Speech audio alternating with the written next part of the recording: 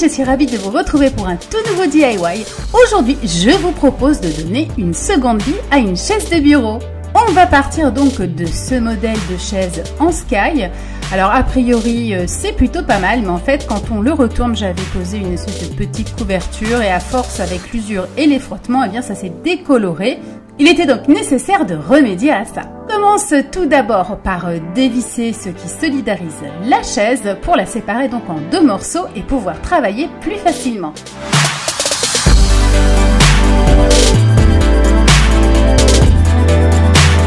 J'ai choisi un tissu dans des tons assez neutres qui s'harmonise avec mon intérieur, mais bien entendu vous pouvez prendre n'importe quelle étoffe. Essayez de choisir un coton assez résistant, de préférence un petit peu épais.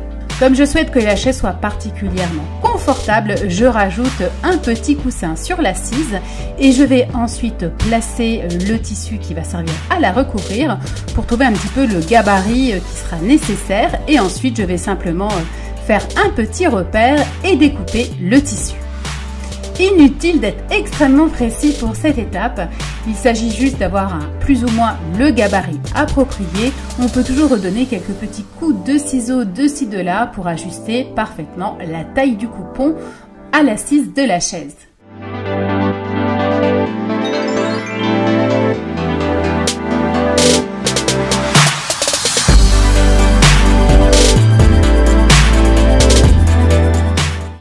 Maintenant, il suffit tout simplement de fixer. Pour ce faire, j'utilise une agrafeuse.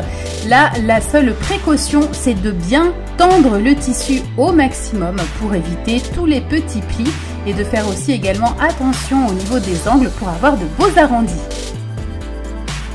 C'est vraiment très facile à faire et je pense qu'avec les images, vous comprenez tout à fait les différentes étapes. Ensuite, on va passer au dossier de la chaise.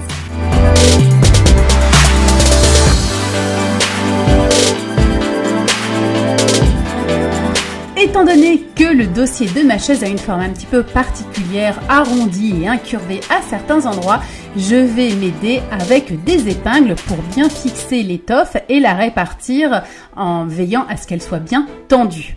Et là encore, j'utilise mon agrafeuse pour m'assurer que le tissu sera parfaitement maintenu et que l'ensemble est solide.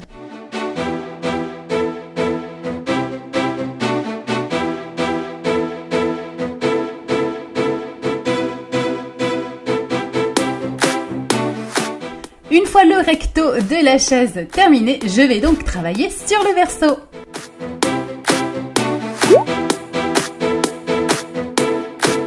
Je trace quelques petits repères pour voir où je dois découper le tissu. Je vais donc ensuite découper les différents morceaux de tissu qui vont constituer le recto de la chaise. Et ensuite, je les assemble entre eux à la machine à coudre.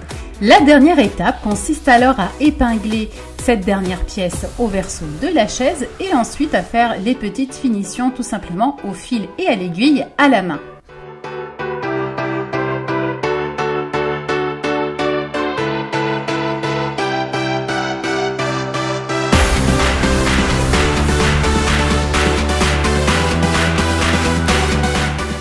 Vous voyez, c'est pas très sorcier, il suffit juste d'avoir suffisamment de tissu à disposition et un petit peu de temps. Pour parfaire les finitions, j'ai décidé d'ajouter un ruban de faux clous. Ça donne aussi beaucoup de cachet à ma chaise. J'en ai mis sur le pourtour de la chaise et puis j'ai aussi fait l'initiale C sur le dossier pour ajouter une petite touche encore plus personnalisée. Bien entendu, c'est complètement optionnel, mais c'est facile à faire. Il suffit d'utiliser de la colle à tissu qui va sécher et être complètement transparente par la suite.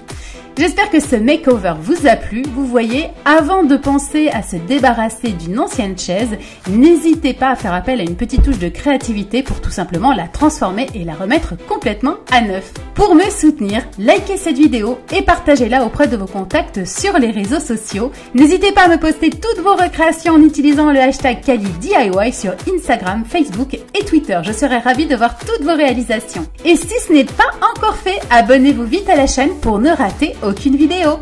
À bientôt les Kalinattes!